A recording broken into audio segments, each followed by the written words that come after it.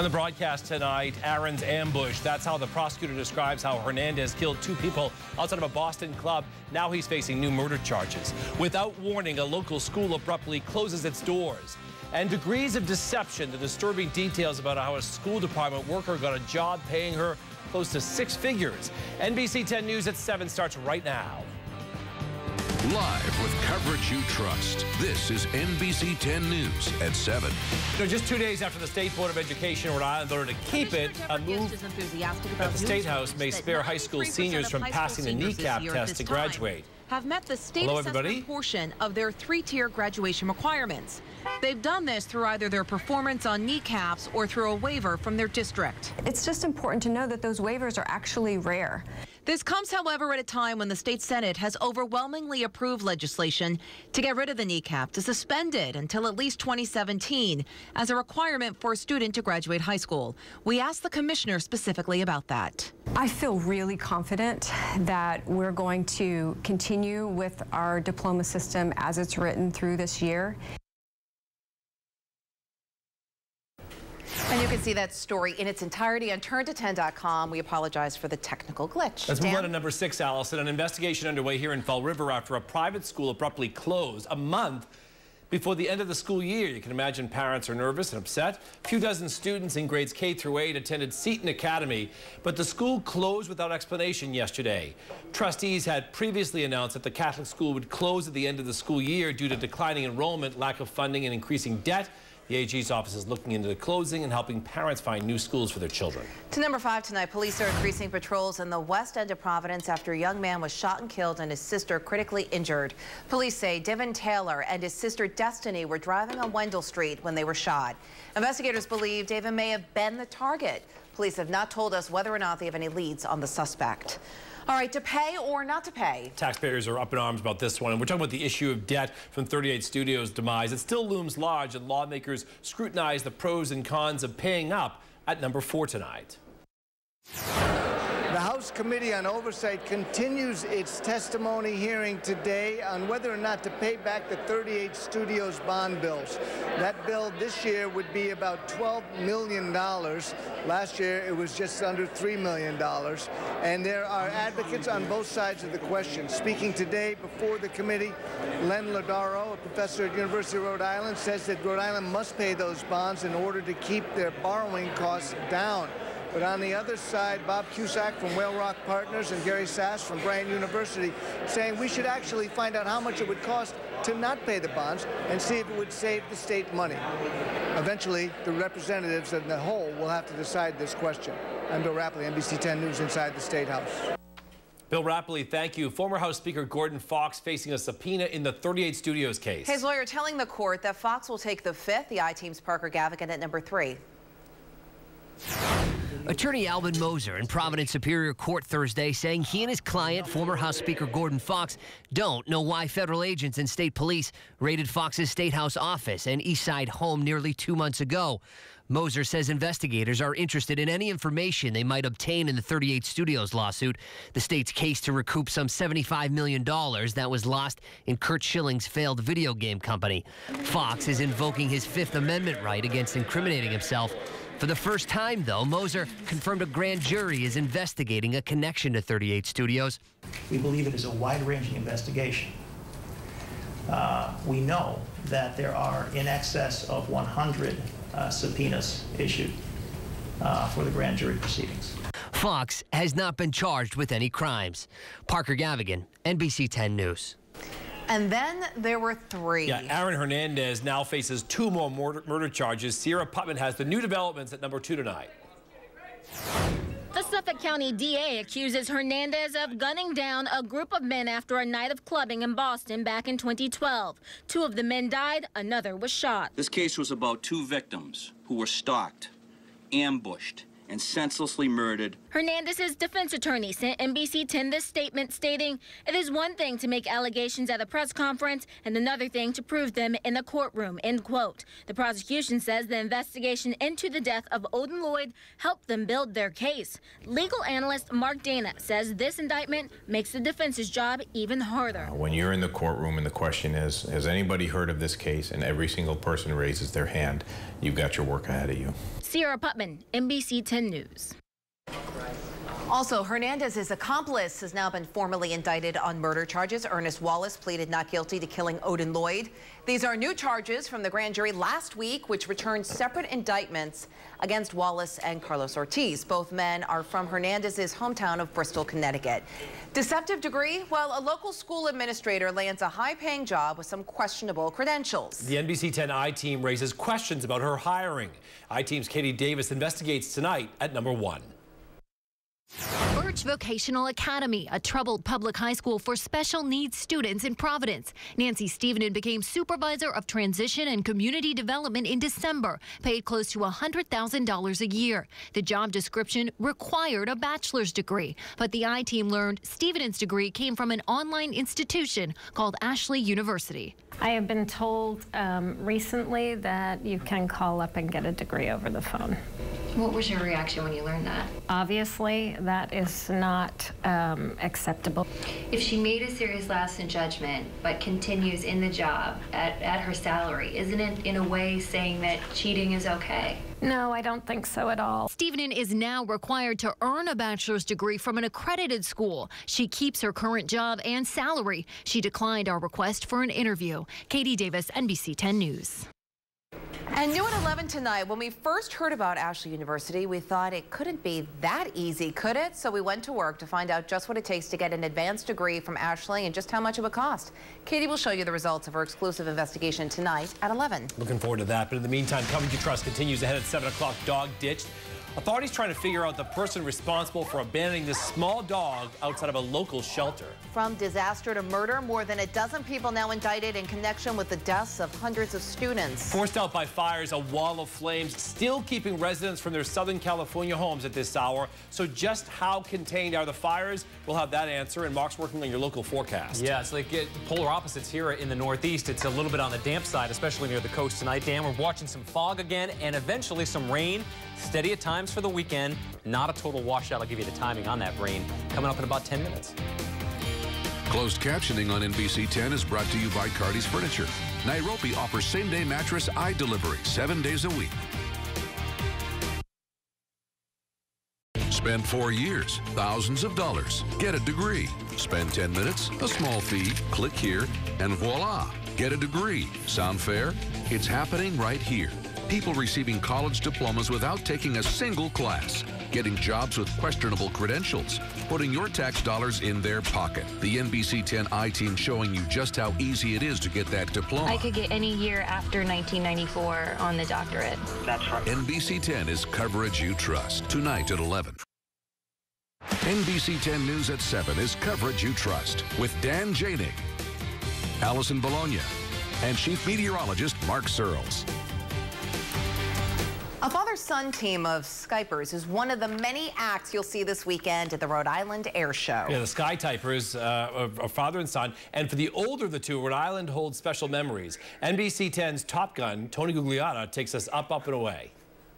I just got on the ground after a flight with the Geico Sky Typers. You see their planes behind me. For them, it's a family affair with local ties. It's kind of nostalgic, and I would like to make one point. Ken was born on this base in the infirmary. Sort of sends a little shiver down your spine. This is literally where it all began. A nostalgic visit back to Quonset for Bob and Ken Johansson. They'll be flying together, part of the Geico Sky Typing team. The pilots are happy to be back and look forward to the reception they always receive. What's really neat for me is to see the young kids come up to us and look up at us and say, wow, did you do that? The Sky Typers, of course, will be here performing all weekend. Make sure you catch one of their 18-minute performances. Tony Gugliotta, NBC 10 News. Allison will not be flying this weekend. No, but I'm going. All right. Gates open at 9 a.m. both Saturday and Sunday for the air show. And there's more information on turnto10.com. When am I going? Sunday. Oh, I'll be there, great. Gene. Can't wait. All right, and before takeoff, NBC 10 is your VIP pass to everything you need to know, from parking to the aerial acts to keep an eye on. Watch Need for Speed, the return of the Rhode Island Air Show tomorrow night at 7:30 right here on NBC 10. Coverage You Trust continues new at 7. Just a minute, CVS gets the okay for more clinics, but there's a reason they're not breaking ground just yet. Signed, sealed, and delivered. At home at last in local waters. And mopping up, a crew discovery will take weeks to clean up. And we have several stories you definitely want to miss, don't want to miss at 11 o'clock on the night team. Patrice Wood is live in the studio with more. Patrice? I'll be at the show on Saturday. I hope to see you there. And coming up tonight, all new at 11 on the night team, a haunting reminder how the new charges against Aaron Hernandez are affecting the family of the victims. Plus, bathroom bill, the new law in one state that's changing restroom rules to prevent discrimination. It's all new at 11. Join us. Follow NBC 10 News on Twitter. Get breaking news and weather first from Southern New England's news leader. It's coverage you trust.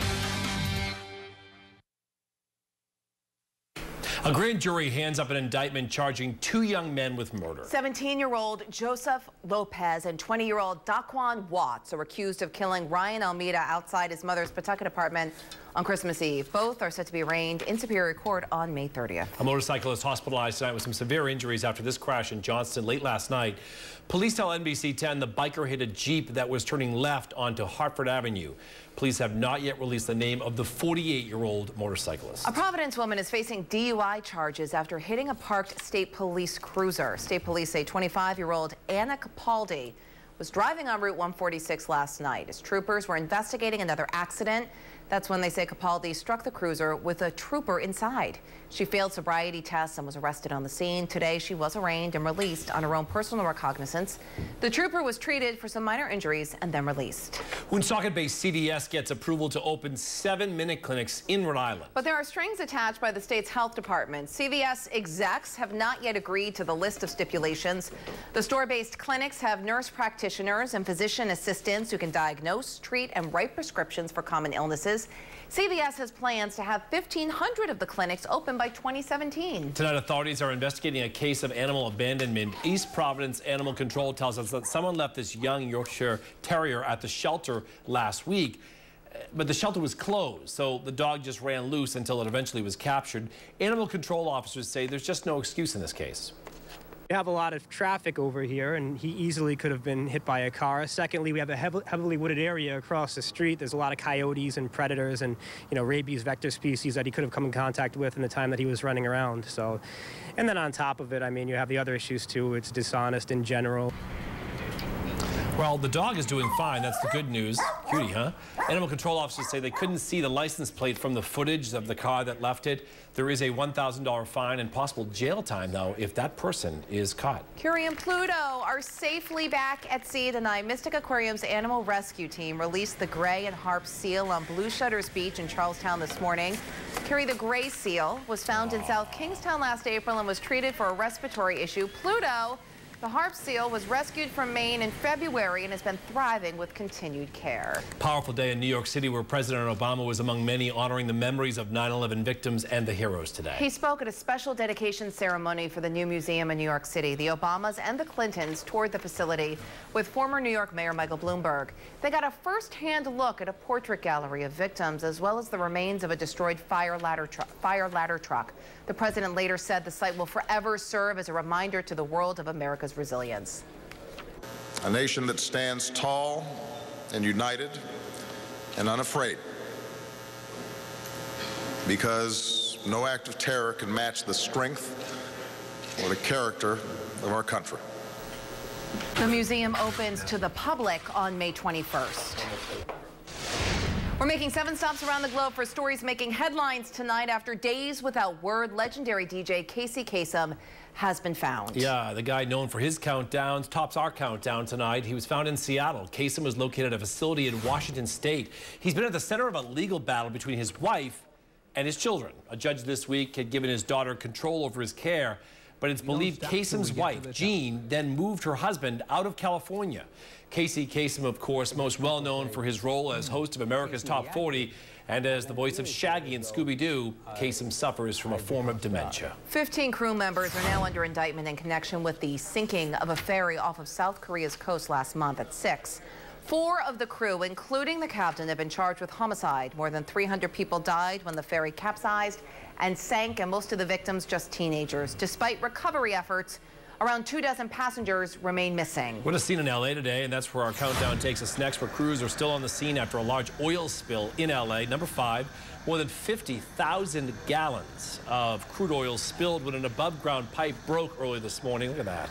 Oil shot high into the sky and onto nearby businesses, covering about a half-a-mile stretch and coming up to some firefighters' knees. No one injured, but the cleanup, man, that could take weeks. Protesters marching through Kenya's capital are calling on authorities in Nigeria to do more to secure the release of nearly 300 kidnapped girls. At number 4, the Nigerian government's failure to locate and to free the girls is sparking worldwide outrage. A U.S. official says that freeing the girls from Boko Haram is a top U.S. priority. The U.S. is helping Nigerian intelligence and law enforcement in seeking global sanctions on the Islamist terrorist group. The Secretary of Veterans Affairs testifying on Capitol Hill about allegations of patient mistreatment at the VA hospital in Phoenix. In a countdown at number 3, Eric Shinseki says he's upset over reports of delays in medical care to veterans, resulting in at least 40 deaths at the hospital. There are also allegations that the Phoenix hospital had a secret waiting list that would hide lengthy delays for sick veterans. Some members of Congress are calling for his resignation.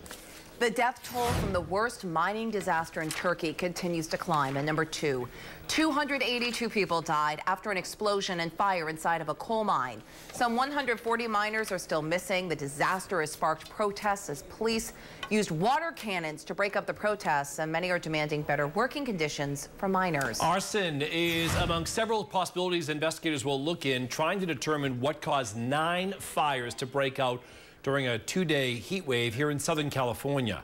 Topping the countdown at number 1 tonight, the fires have caused some $22 million in damage and burned more than 9,000 acres. Until the winds shift tomorrow, many residents are being forced to stay out of their homes. But even with cooler temperatures coming, authorities fear the worst isn't over, as fire season in California just getting started.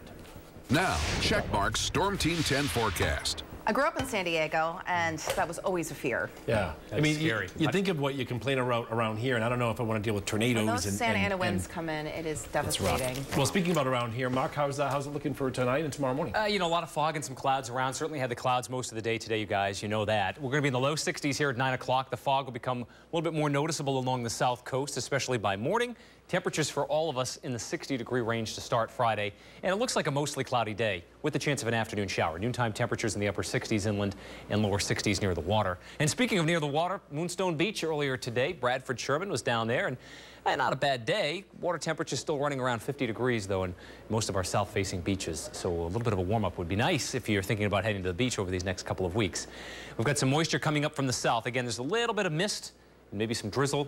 Light rain shower in spots along the south coast. Cannot rule out a couple of these overnight tonight as this very persistent southerly wind continues. It drags in more moisture off the ocean. You can see some more rain or some light rains forming off to our southwest in parts of Connecticut. The heaviest rain is still oriented along this cold front, which will kick through here late Friday night and into early Saturday morning. Now, the temperatures right now in the low 60s, not changing much along the coast in the next several hours. Still some mid to upper 60s, Providence, Attleboro, Woonsocket. These temperatures will drop a few more degrees over the course of the night as it stays relatively mild. The average low is still in the upper 40s, so a good 10 degrees above that into the morning. 8 a.m. Cloudy skies, some showers, light off to our west. We'll see those scattered showers get a little closer in the afternoon. The heaviest rain still not until after midnight, until about 9, 10 a.m. on Saturday. The whole system should kick off to the east here afternoon time on Saturday. So it's not a washout all weekend. In fact, here's how it breaks down. The steadiest rain is still around Saturday morning with the potential for some hazy sunshine away from the water during the afternoon. Sunday will start out dry, maybe a little sun. It could be a few showers in the afternoon as some cold air to our north, low pressure swirls, and it continues to give us unsettled weather here Sunday, Monday, and Tuesday afternoon with scattered showers. So near 70 tomorrow. Dan and Allison, the coast will be closer to 60 degrees. Steadiest rain this weekend, Saturday morning, ending by around noon. A little hazy sun in the afternoon. And then Sunday, not a washout, maybe some pop-up showers toward the afternoon. That is all pretty good when you consider for the air show. The worst of the weather may actually be Saturday morning. Back to you. All right. Don't forget, you can check Mark's updated Storm Team 10 forecast anytime on Facebook, Twitter, and turnto10.com. Just click on the weather tab. Hey, thrill seekers are going to have to wait a little bit longer to try out the world's tallest water slide. It's called the Rucht, and it's at the Schlitterbahn in Kansas City, Missouri, but it won't open as scheduled next weekend. Park officials weren't specific, but they said the slide is being taken apart and then will be put back together. Would you ride on it, Allison? I would consider it. You're a nut. Crazy. Thrill seeker you are. All right, well, many parents now say they're not too keen on letting their children try it out. The new opening date is now June 5th. Coverage you trust up next to New at 7. Sticky situation. Why you might want to scale back on those cute car decorations. Storm Team 10 reports are brought to you by Tarbox Toyota Hyundai, where you're in the driver's seat.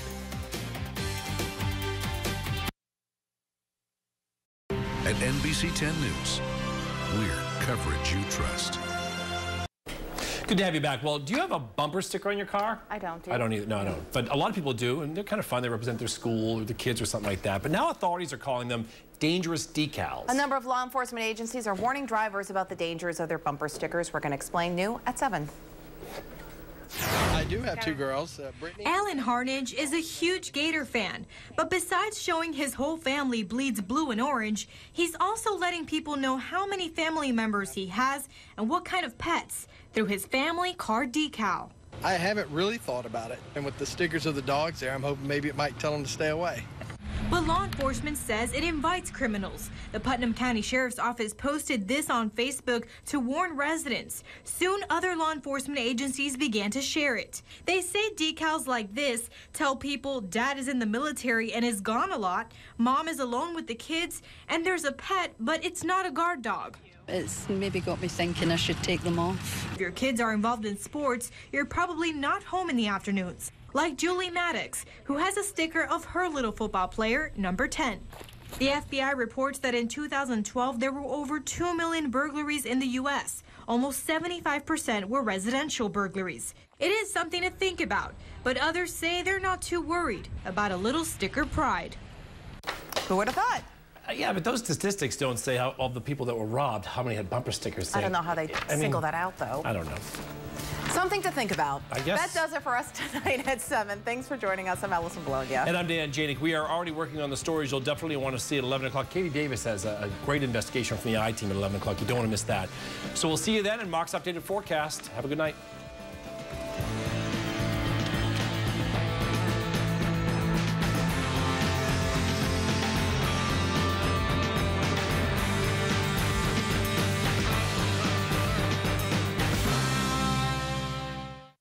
NBC 10 News Sunrise is coverage you trust.